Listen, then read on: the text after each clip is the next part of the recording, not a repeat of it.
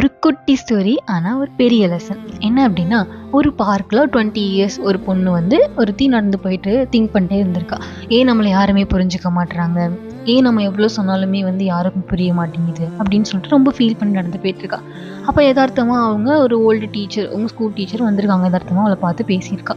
அப்போ பேசும்போது அவங்க வந்து சொல்லியிருந்துட்டு இருந்திருக்காங்க, என்னாச்சு எப்படி இருக்க அப்படின்னு. அப்போ வந்து அவள் வந்து ஓப்பனாக ஷேர் பண்ணுறான், எனக்கு என்னை யாருமே புரிஞ்சுக்க மாட்டுறாங்க, எனக்கு இங்கே எதுவுமே பிடிக்கவே இல்லை அப்படின்னு சொல்லிட்டு அவள் மனசில் உள்ளதெல்லாம் ஷேர் பண்ணிட்டுருக்கா. அப்போ தான் அவங்க ஒன்று சொல்கிறாங்க, ஒரு ஃபுல்லாக அப்படியே ரொம்ப டார்க் வாட்டர், லைக் சகதி மாதிரி இருக்கும்ல, மட்டி வாட்டர், அது வந்து ஒரு கிளாஸ் ஆஃப் வாட்டரை வந்து அவள் கையில் கொடுக்குறாங்க. கொடுத்துட்டு இது நல்லா கலக்கு அப்படின்னு சொல்கிறாங்க. அவளும் நல்லா ஷேக் பண்ணிட்டே இருக்கா. பண்ணி முடிச்சோன்னே என்ன ஆகுது, ஃபுல்லாக டார்க் ஆயிடுது. அப்போ வந்து என்ன சொல்கிறாங்க, அப்படியே வந்து ஓகே அதை அப்படியே சைடில் வை அப்படின்னு சொல்லிட்டு சொல்லிடுறாங்க. அவளும் வச்சுட்டு ஒரு 15 to 20 மினிட்ஸ் கழிச்சு பார்க்குறாங்க. அது ஃபுல்லாக வந்து அந்த சகதிலாம் வந்து எல்லாம் கீழே வந்து தண்ணிலாம் மேலே வந்துடுது. ஸோ அப்போ தான் அவள்கிட்ட சொல்கிறாங்க, பாரு நீ இமீடியட்டாக யாரும் பேசுகிறதுக்கெலாம் ரியாக்ட் பண்ணிகிட்டே இருந்த அப்படின்னா இப்படி தான் உனக்கு என்ன சொல்கிறதுனே தெரியாமல் ஏதாவது ஒன்று பேச போயிட்டு தப்பாக தான் போகும்.